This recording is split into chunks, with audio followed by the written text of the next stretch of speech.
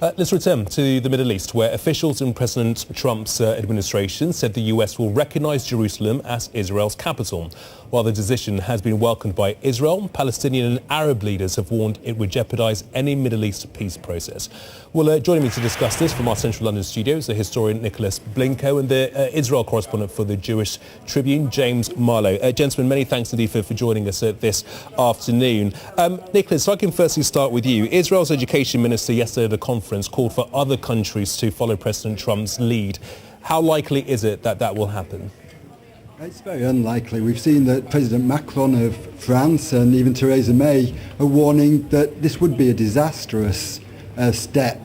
Not because Jerusalem should never be the capital of Israel, but because Israel has radically expanded Jerusalem since it captured it in 1967. And it's these extra territories that have been annexed to Israeli Jerusalem that cause the problem.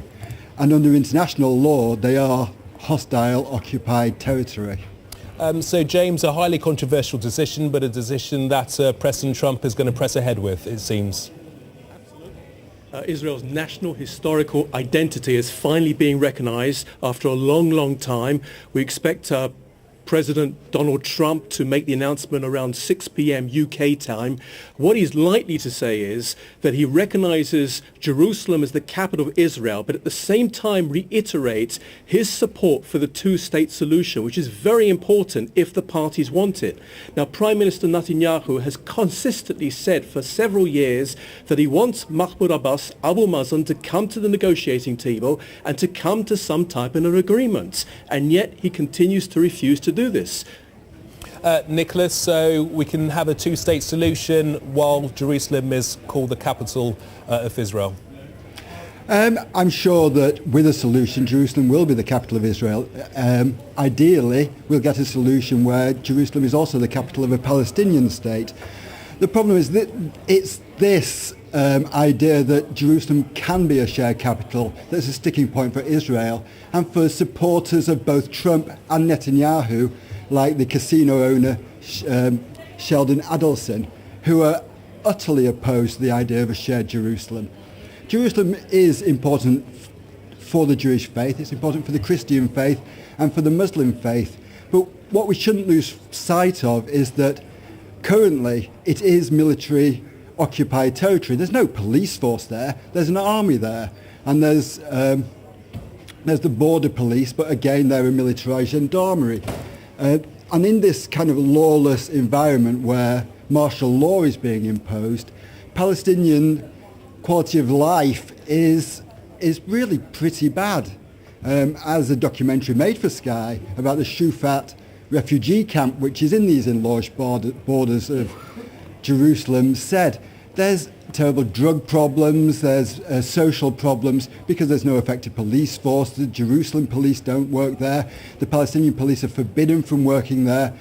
And it's a military occupied zone. On top of that, there's no proper health care, there's not even any proper sewage care. 14 million cubic meters of raw sewage flows from occupied East Jerusalem into the Kidron stream to pollute the desert and the Dead Sea. So it's not a matter of recognizing Israel's will to create a capital in Jerusalem. It's more that there actually is a problem. The problem is a military occupation, and we need to address this by creating a peace process that recognizes Jerusalem must be shared, and we need an end to really a quite horrific humanitarian crisis where a military occupation has been enforced for 50 years.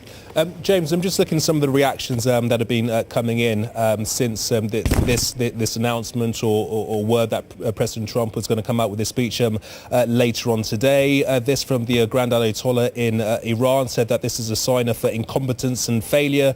The Pope has waded into the debate, saying that recognising the rights of all people in the Holy Land is a primary condition of dialogue.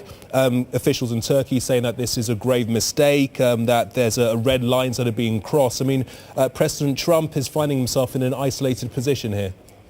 Well, I don't think he is finding himself in an isolated position at all. This is something that is overdue, long overdue. This is something that everyone recognises, literally everyone recognises, that in a final peace accord with the Palestinians, that the Israelis are not going to give up Jerusalem as their capital. Now, we've just heard from Nicholas about the talk of Palestinians who have got drug problems, who've got sewage problems. By the way, there's drug problems and there's sewage problems right across Israel.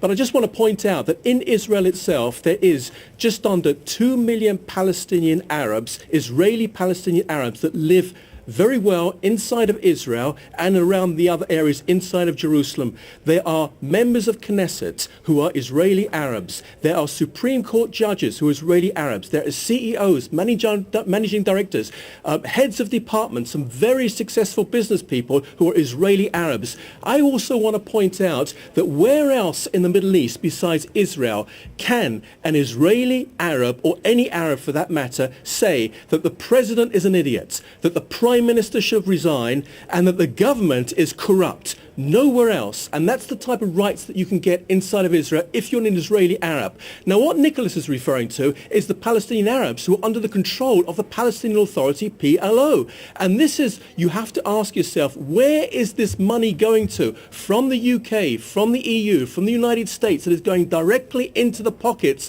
of the Palestinian Authority, PLO. Where is it going to? It should be going to their people, but they're not distributing it in the correct way. That is not Israel's issue. That is the Palestinian Authority. And who's head of that? Mahmoud Abbas, Abu Mazen.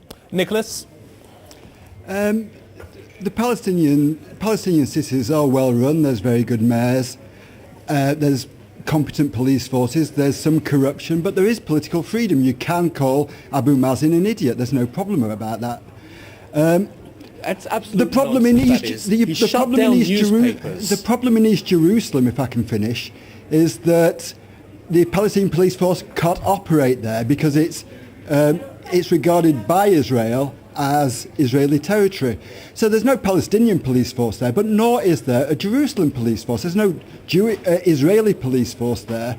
There's Israeli army there, and the Israeli army aren't there to enforce law and order and increase the quality of life of citizens. They're there to enforce martial law. And in that situation, there's no security and there's no quality of life for the Palestinians in Jerusalem. And let's focus on Jerusalem. I know that James wants to talk about everything else under the sun, but let's talk about Jerusalem. About the embassy, not everything under the sun. About the embassy is what I came to talk about. The embassy issue is the 1995 Act by Congress that called the Embassy Act, which also recognises Jerusalem as the capital of Israel. And Jerusalem, of course, should be the capital of Israel, but it's this enlarged Jerusalem, this version of Jerusalem that has no historical iteration of Jerusalem has ever been this gigantic. It stretches deep into Bethlehem, for instance, which is my hometown. James, this is an issue that's been popping up every 6 months or so, or President Trump's supporters in administration will say that this has been coming up every 6 months at the United Nations. He is addressing a problem that has been occurring time and time after again. This is the reality of the situation. I didn't quite catch what the reality of the situation was. Could you just repeat that, please? The reality of the situation is that this is an issue that pops up every 6 months at the United Nations, and he is addressing a reality here because the administration, the political administration, is all centred around Jerusalem. So he's better addressing this head on than kicking it down the long grass. Look, I reiterate again that everyone knows, including the Arab League and the IOC, the Islamic countries, recognise that Israel is not going to give up Jerusalem in a final peace accord. I'm not speaking about everything else under the sun. I'm simply talking about the embassy move, why it's a good move, why it's a positive move. How is it going to affect the peace process? Well, unfortunately, right now, there is no peace process because Mahmoud Abbas refuses to come to the table. He would much prefer going to the International Court of Justice, going to the United Nations, and just demonizing Israel in any which way he can do so. The Palestinians are once again being left behind, and that upsets me very, very much. simply because that the Israelis are getting much closer to the Saudis. The Egyptians have their own issues. The Iranian influence across the Middle East is growing. The Palestinians are missing the train. I call upon Abu Mazen, Mahmoud Abbas, to come to the negotiating table and to come to some type of agreement with the Israelis. They turned down a state in 2000. They turned down a state in 2005, another one in 2007. Now they won't come to the table. The embassy move is just a gesture on behalf of the United States recognizing that Jerusalem is the capital of Israel, and I believe that the UK should follow suit. Nicholas Blinko, final word from you. Recognising Jerusalem as the capital of Israel also entails recognising that a war crime is not taking place, that it's ignoring a war crime and the humanitarian and human rights issues around that. We've got the Geneva Convention, we've got the Human Rights Act, and we need to see these enacted. James talks about international courts of justice as though they're bad things, but we live in a world order where we need these type of legislation, these type of laws and this type of agreement, and the world agrees that Jerusalem is hostile, occupied territory. Nicholas Blinko, James Marlow, gentlemen, thank you for your time. Thank you. Thank you.